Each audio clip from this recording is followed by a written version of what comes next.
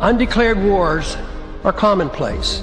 Tragically, our government engages in preemptive war, otherwise known as aggression, with no complaints from the American people. Sadly, we have become accustomed to living with the illegitimate use of force by government.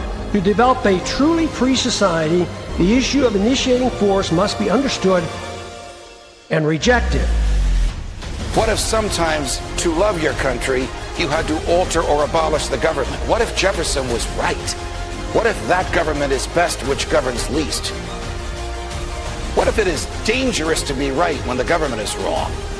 What if it is better to perish fighting for freedom than to live as a slave? What if freedom's greatest hour of danger is now?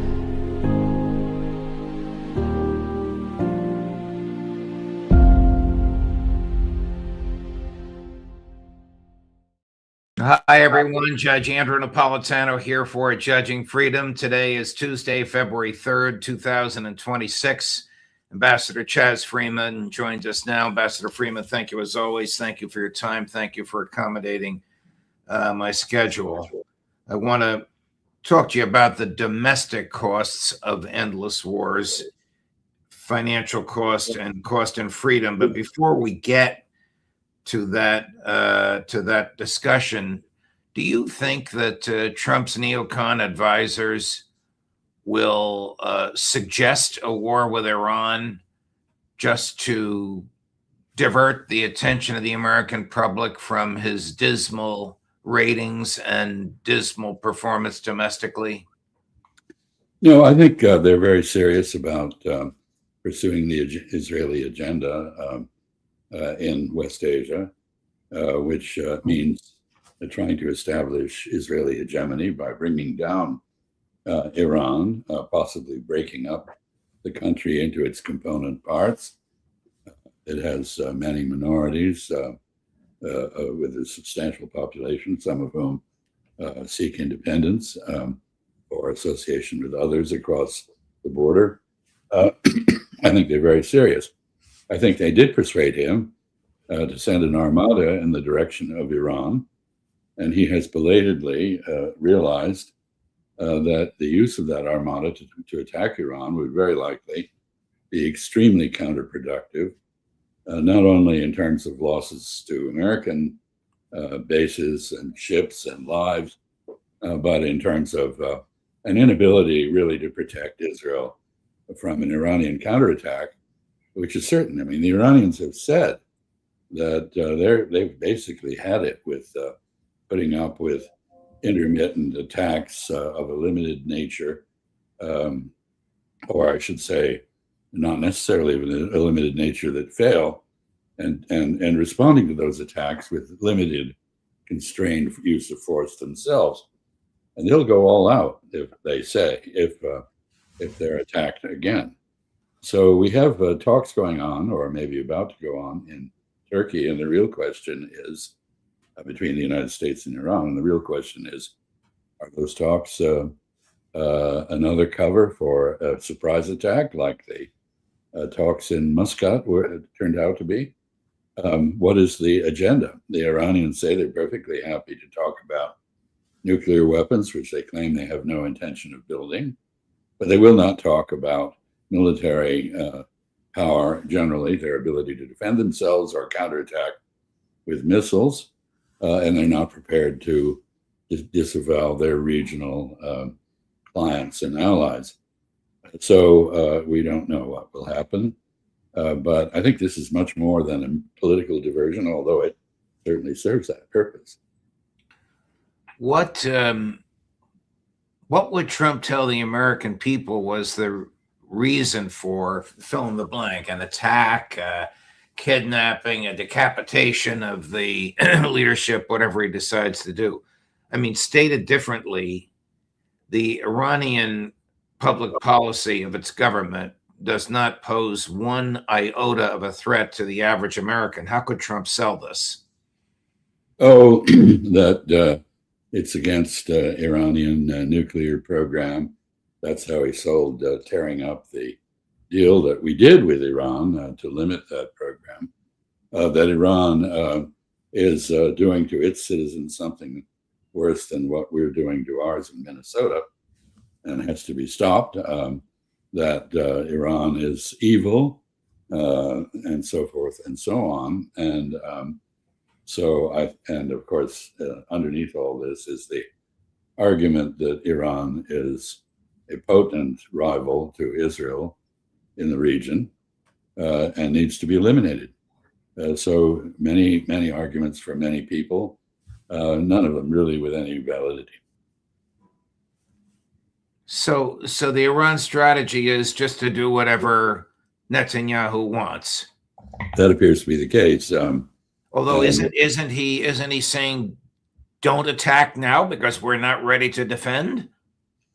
Well, that is apparently what happened. There was a meeting at Mar-a-Lago between Prime Minister Netanyahu and President Trump, and they agreed, among other things, on to bypass the Congress with a $6 billion infusion of weaponry to Israel.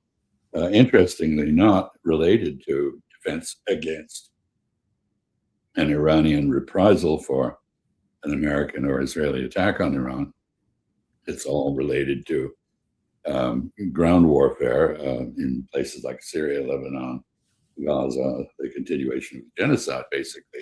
We just supported that without going through the normal legal procedure for authorizing arms sales.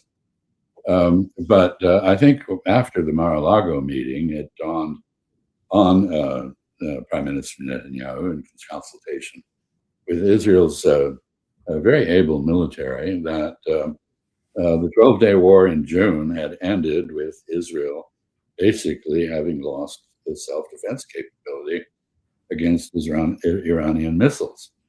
And Iran has been saying that it would respond to an attack on it with a salvo of as many as 2,000 missiles, which would utterly overwhelm any defense of Israel by the Israelis or the United States. We apparently have moved THAAD, a theater high-altitude air defense system, into Israel. I suspect that would be the first thing to be targeted by Iran. But I think Netanyahu had a sober moment, and that led to the deployment of the Abraham Lincoln, an aircraft carrier, from the South China Sea to the region. It's now loitering in the Arabian Sea, apparently. It's within range of Iranian attack, and it'll be interesting to see what happens if we actually come to blows. How will the average American be affected if the Straits of Hormuz are closed in response by the Iranians in response to an attack by the Americans? Well, the price of oil is determined, the price of gasoline at the pump is determined on a global level, not by the United States and domestic supply.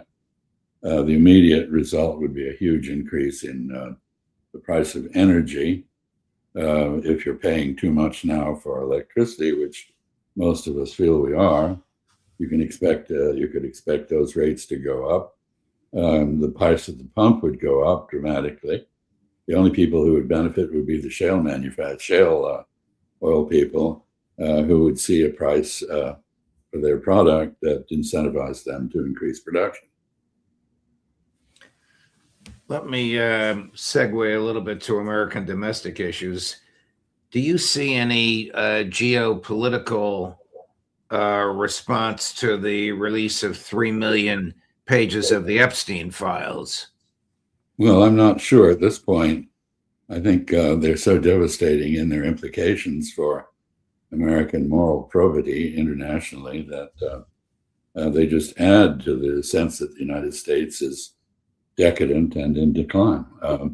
They don't enhance the credibility of our president or our elite, because many in our political economic elite are, to one extent or another, fingered by the files that are now public.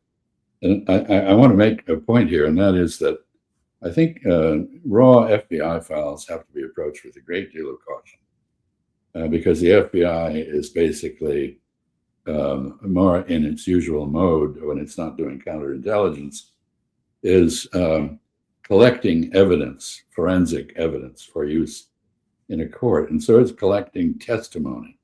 It's not rendering judgments on that testimony.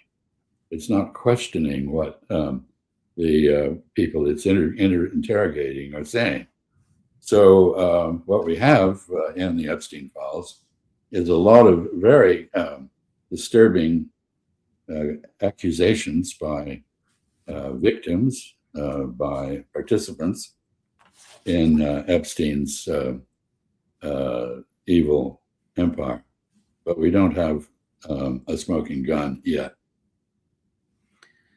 So former President Clinton and former First Lady, U.S. Senator, and Secretary of State Hillary Clinton have agreed to be interrogated by the House Oversight Committee.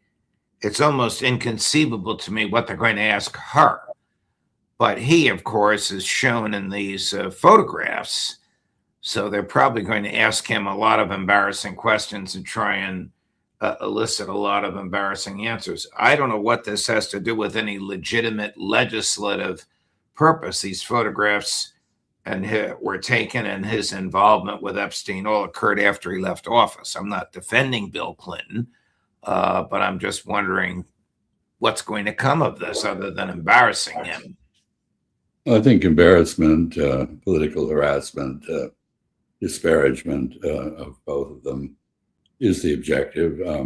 Reminds me a bit of the Benghazi fiasco, where Hillary Clinton was pilloried for not having defended a CIA operation taking weaponry from Libya and shipping it to the opponents of the Assad government in Syria. And somehow that was the responsibility of the Department of State and Hillary Clinton, not the people who operated the facility where our ambassador, a very fine man, perished during an attack. So more of the same. This is partisan warfare conducted by congressional committee. And if you doubt that, ask yourself why the similar hearings are not being held in the face of the numerous violations of the Constitution and the law that the Trump administration is guilty of.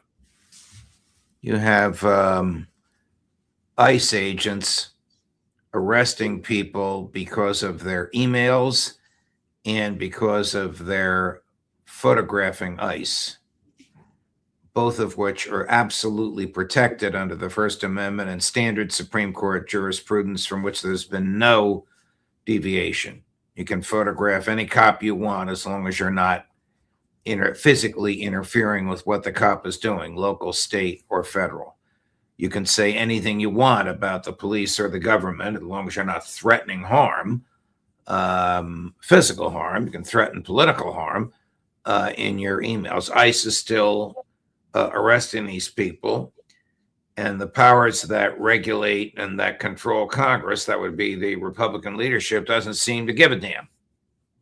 Well, it's not just that, but the people who are doing this in the name of law enforcement, in fact, they're enforcing lawlessness in many ways, are masked.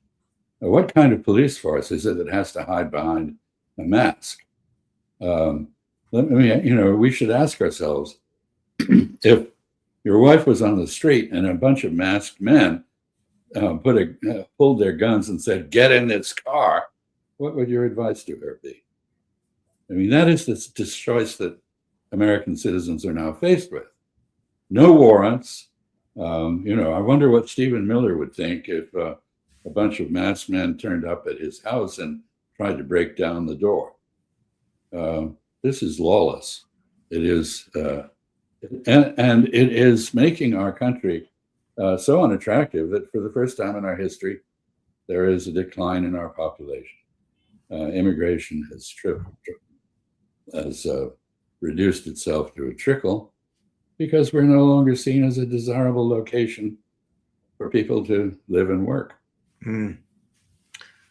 I wonder if there's any substance. I'm getting back to Iran now, to the rumors. I mean, I picked these up in the alternate press this morning, or alternate media, including from some of my European friends, of U.S.-Russian discord in Abu Dhabi over Trump's threats to attack Iran. I mean, the Russians do not want Iran attacked. The Chinese do not want Iran attacked. And apparently they made that known in no uncertain terms to Witkoff and Kushner, even though Iran is not the stated reason for their being there. Does that make sense to you? It does make sense. The Russians are not at all at odds with international opinion. I think more significant in the region itself, we see Saudi Arabia joining Iran in warning against the implications of an American attack, declaring that it will not facilitate, will not allow American forces on its territory or in its airspace to participate in an attack. That is a position that seems to be more general in the Gulf. But the whole focus on attacking Iran has also led to the formation of an informal coalition against Israel. And it's being formalized. We had a Saudi agreement with Pakistan on mutual defense, by which Pakistan, at least implicitly, extends a nuclear umbrella, extended deterrence to Saudi Arabia against Israel. Now we have Turkey actively engaged in joining that Saudi-Pakistani framework for two reasons. One, out of concern for Israeli efforts to roll over all the countries in the region, annex territory, and continue the genocide in Gaza, but also, more importantly, to form a coalition for the development of military industries. Turkey has a formidable military industrial base. Saudi Arabia has a lot of money. Pakistan has a lot of Chinese technology and an army that has shown itself to be very able. And this is a coalition directed at reducing dependence on the United States and protecting the region from Israeli efforts to establish hegemony. That should be of concern. Right. It absolutely should be of concern. I may have asked you this before, and if I have, forgive me, although we know more about it now than we did the last time we discussed it. Can you draw a line? It would be an ideological or philosophical line between the government's murders of people on the high seas, claiming they're drug dealers, and these killings, and these breaking down doors, and these warrantless arrests in Minneapolis? Yes, there's a combination of two factors that are similar, that are related. One is determined lying by the government about what is happening, efforts to make falsehoods appear to be truths, the generation of threats that don't exist. People in their houses in Minneapolis do not pose a threat to anyone. And we know that immigrants, legal or illegal, actually have a far lower rate of crime commission than those of us born in the United States, and therefore American citizens. So the whole business that immigrants represent the front of a crime wave or some kind of terrorist threat to the United States is very far-fetched. It's a form of paranoia. The same is true of charging people in boats leaving Venezuela probably for Trinidad or in the Eastern Pacific, moving up into Central America, with something called narco-terrorism, which is an invention that sounds formidable but isn't. No evidence whatsoever provided. So that's the second factor. After creating a false paranoia about a threat, we then suspend due process. That is, there is no legal process whatsoever applied to authorizing the abuses that we conduct. Murder in the Caribbean and the Eastern Pacific, the murder sometimes in Minneapolis, and the attacks on witnesses, as you mentioned. Those seeking to document abuses are themselves subject to abuse, and the suppression of free speech, the effort to stop the right of the people to petition the government, to assemble to petition the government for change in policy, both aspects of the First Amendment, the abuse of search and seizure restrictions in the Fourth Amendment, and also, very ironically, overriding the Second Amendment right to be armed against the government and to defend yourself by possessing a gun. If you have a gun, apparently, and you're in a protest, that's somehow illegal. It's a sad state of affairs. I mean, I've drafted my column for the week, and I'll refine it today. But the working title is, "Do we still have a constitution?" And you're a lawyer, and you know that formally we do, but functionally we don't. It no longer serves as a restraint on the government. Unfortunately, that is the case. We had a good run, 250 years of independence, 234 years of constitutional republic, and both are now subject to severe strains. Well, thank you for the intellectual honesty and personal courage that you bring to these discussions. I almost called you Professor Freeman because you are professorial in your encyclopedic knowledge, Ambassador. It's a pleasure to be your friend and your colleague. I enjoy these Tuesday mornings immeasurably and look forward to seeing you again soon. You're very kind.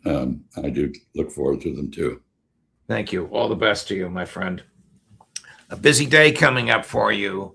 At 10 o'clock this morning, Professor Jeffrey Sachs on all of these topics. At 1 o'clock this afternoon, Aaron Mate. At 2 o'clock, Matthew Ho. At 3 o'clock, Colonel Karen Kwiatkowski. At 4 o'clock, Scott Ritter. Judge Napolitano for Judging Freedom.